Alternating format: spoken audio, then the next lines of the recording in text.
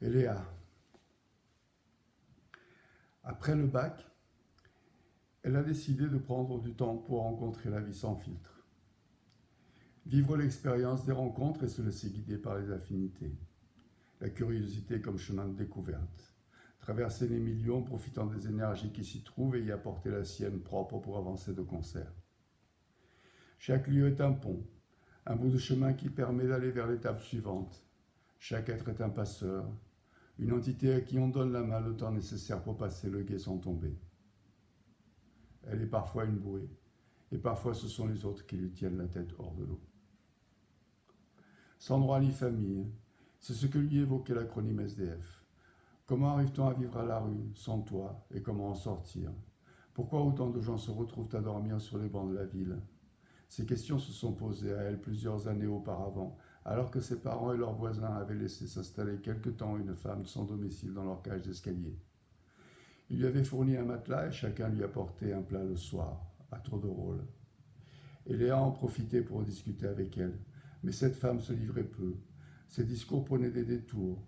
Elle se confondait en remerciements qui cachaient mal sa honte d'être là et de devoir accepter l'aumône de ses parents et des voisins.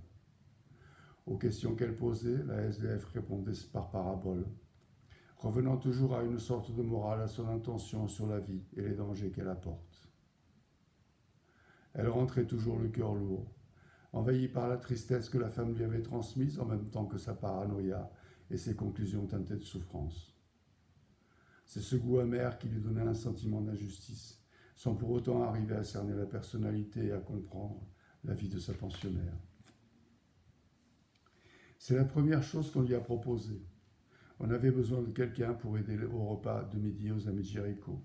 C'était bénévole. Le premier après-midi, elle passa quelques minutes avec le petit groupe de Trinite avant la fermeture de l'association. Il se voulait rigolard, mais les difficultés à articuler et à bouger qui laissaient parfois sortir seulement des morceaux de mots, des gestes contraints, disaient la fragilité et à la fois la force de la vie qui restait vivace dans ces corps soumis à des conditions de vie inhumaines. Le temps et les intempéries n'en finissent pas de les éroder. Les voies rocailleuses abîmées par le mauvais vin et le tabac de contrebande. Les corps courbés par les mauvais traitements des conditions de vie. Comment en arrive-t-on à s'infliger de telles conditions? Est-ce un choix à un moment donné? Ou bien le cours de la vie qui offre à certains confort et plaisir et à d'autres la souffrance et l'exclusion? La souffrance est-elle le prix à payer pour avoir choisi de ne pas participer au commerce des morales communes?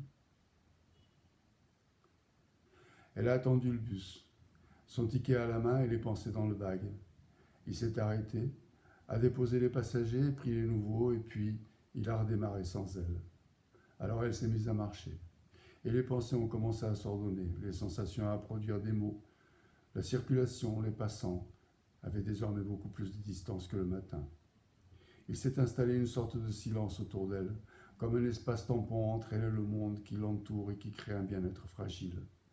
Une sorte de rayonnement qui prolonge le corps et filtre les sons et les images. Le monde avait perdu de sa densité, il paraissait plus léger, mais d'une légèreté fébrile qui pouvait le déchirer à tout moment.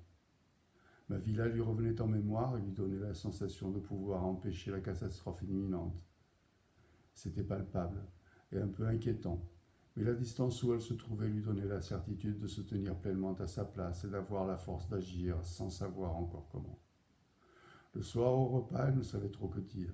Aux questions de ses parents, elle a répondu qu'elle avait passé une très bonne journée, que ce travail lui avait plu.